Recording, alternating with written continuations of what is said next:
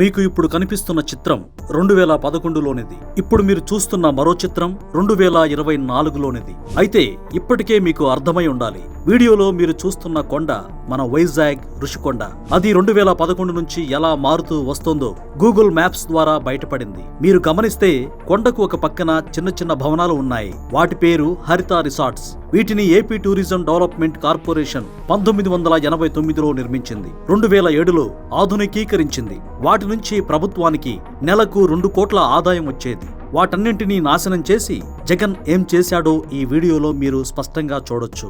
శాశ్వతంగా తానే ముఖ్యమంత్రినని భావించి అక్కడున్న హరిత రిసార్ట్స్ ను కూల్చేశాడు. రాష్ట్ర ప్రభుత్వానికి నష్టం రావడమే కాదు, ఏకంగా 500 కోట్ల ప్రభుత్వ సొమ్మును ఖర్చు చేసి సొంతంగా విలాసవంతమైన భవనాన్ని నిర్మించుకున్నాడు. భారీగా ఉన్న కొండను తవ్వేయడమే కాదు, వాటి నుంచి వచ్చే ఆదాయాన్ని కూడా నాశనం చేశాడు.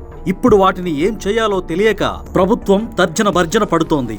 ఉన్న ఆదాయం పోవడమే కాదు, ఆ ప్యాలెస్ కు విద్యుత్ బిల్లు అదనంగా నెలకు లక్షల రూపాయలు చెల్లించాల్సి వస్తోంది. ఇది దారుణమైన జగన్ చర్యగా మనం అభిప్రాయపడొచ్చు. ప్రస్తుతం ఈ వీడియో సోషల్ మీడియాలో వైరల్ గా మారింది.